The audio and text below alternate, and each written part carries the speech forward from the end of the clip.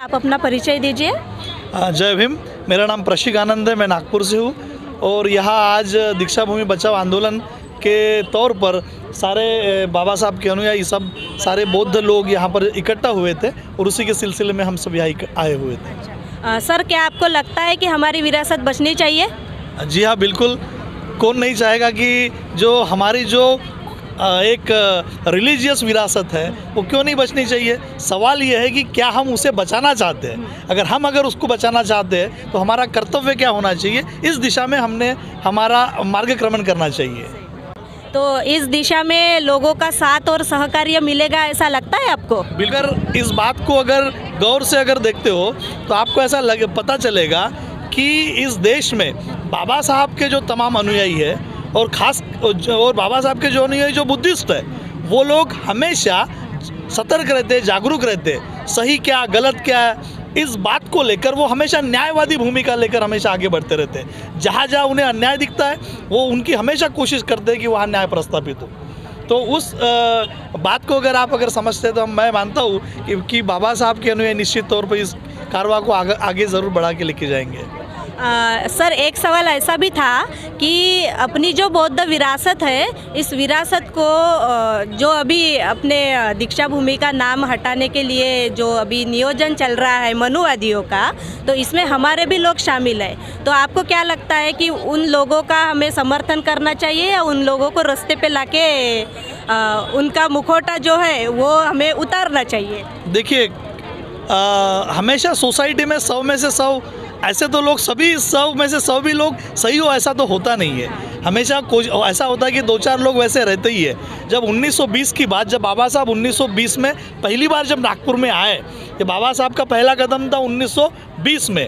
तब 1920 में भारत में नागपुर में अखिल भारतीय जो अस्पृश्य लोग हैं, जिनको शेड्यूल कास्ट कहा जाता है, उन लोगों की ऑल इंडिया लेवल की कॉन्फ्रेंस नागपुर के कस्तूरचंद पार्क में हुई थी।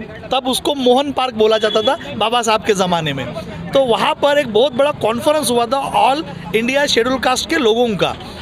उस कॉन्फ्रेंस में क्या हुआ था, एक गणेश आकाजी गवई नाम का एक आदमी था। ये आदमी एक मराठा लीडर था, वीरा शिंदे, उसके इशारों पर नाचकर पूरे समाज को गुमराह कर रहा था। तब बाबा साहब ने सभी लोगों के सामने एक भूमिका रखी कि अगर हमारा दुख है, हमारे प्रतिनिधि जो है जिनका प्रतिनिधित्व हम चाहते हैं, तो हमारे प्रतिनिधित्व हम ही लेके जाएंगे, हम ही लोग चुनेंगे। तो ये सारे लोगों के कॉन्फ्रेंस में बाबा साहब जब ये प्रस्ताव रखते हैं तो वो प्रस्ताव हमारे सभी लोगों को एकदम ऐसा लगता है कि ये तो प्रस्ताव सही है, यही तो न्याय है। तो उस वक्त क्या होता है कि वो गणेश आकाजी गवई, इस आदमी का धिक्कार करने का ठराव पारित किया जाता है 1920 में यहाँ नागपुर में। तो आप सोचिए कि हालांकि अभी वो तो हमारे समाज का आदमी था, लेकिन बाबा साहब वो नहीं देखते कि वो हमारे समाज का है। समाज से जो गद्दारी कर रहा है उसका जाहिर तौर पे निषेध करना, उसका धिक्कार करना, ये बाबा साहब ने 1920 में, सोचिए एक 30 साल का एक नौजवान, तब बाबा साहब को कोई लोग ऐसा लीडर करके नहीं जानते थे, सिर्फ एक एज अ बैरिस्टर करके जब आए थे। लेकिन बाबा साहब ने ये बात रखी, यानी सही मायने, यानी एकदम से आसान तरीके में अगर बताना चाहूँ, अगर बुखार मुझे है तो दवाखाना मेरा 2 जगह इंजेक्शन नहीं लेगा ना, तो तकलीफ अगर हमारे को तो हमें ही उतरना पड़ेगा, हमें उसको लेकर आंदोलन करने पड़ेंगे। बाबा साहब की भूमिका ऐसी रही है। तो मैं मानता हूँ कि ये सोसाइटी का मुद्दा है, दीक्षा भूमि का जो मुद्दा है समाज का मुद्दा है। ये किसी परिवार की कोई ये तो जागीर तो नहीं है। बाबा साहब ने कुछ स्टैम्प पेपर पे लिख के दिया क्या कि मिस्टर सो एंड सो, इसको मैं मेरी ये पूरी जागीर लिख के दे रहा हूँ, ये ऑर्गेनाइजेशन लिख के दे रहा हूँ। बाबा साहब अम्बेडकर जी ने, उन्होंने आखिरी पड़ाव पर 3 ऑर्गेनाइजेशन सोसाइटी के लिए दी। समता सैनिक दल दिया, भारतीय बौद्ध महासभा दी और रिपब्लिकन पार्टी दी, दीक्षा भूमि दी। ये सारी चीज़ें जो बाबा साहब ने जो दी हुई है, ये किसी को स्टैम्प पेपर पे लिख के नहीं दी, ये सोसाइटी की है। और हम सब बाबा साहब को बाप बोलते, जय भीम बाबा बोलते। तो जब हम अपने पिताजी को बाबा बोलते तो हम अपना अधिकार नहीं जताएंगे। एक प्रॉपर्टी का अगर पिताजी की प्रॉपर्टी रही तो एक दूसरे के तो सर पे चढ़ जाते हम लोग। ये बाबा साहब के जो वैचारिक जो विरासत है, जो आने वाली पीढ़ियों के लिए उनको एक सही रास्ता दिखाने के लिए, तो हम चाहते हैं कि जब जब हमें इस बात का एहसास हो जाएगा कि हमारे साथ गलत है, वो चाहे हमारा अपना क्यों न रहे, हम ज़रूर उसके अगेंस्ट में खड़ा ज़रूर होते रहेंगे। पर हमारी जो यहाँ जो हमारा जो निवेदन हम जो चाहते हैं ये एकदम डेमोक्रेटिक वे में, इसमें कोई एंटी डेमोक्रेटिक तो है नहीं। जो सोसाइटी के फेवर में, जो सोसाइटी के हित में, वही तो हमारी डिमांड्स है। और इसीलिए सारे जो लोग हैं कस्बों से आए हुए, शहर से आए हुए, महाराष्ट्र के विभिन्न कोनों से आए हुए जो लोग हैं वो इसी मुद्दे को लेकर आए हुए हैं। और ये आंदोलन कोई पर्टिकुलर किसी के कहने पे ऐसा नहीं चल रहा है, ये भावना है, सामूहिक भावना है। हर एक व्यक्ति से अगर आप पूछेंगे तो उसका भी आंसर वही है, जो आखिरी के इंसान का जो आंसर रहेगा वही। तो इस बात से ही हम लोग यहाँ इकट्ठा होकर यह धरना प्रदर्शन के आंदोलन में शरीक होने आए हुए हैं।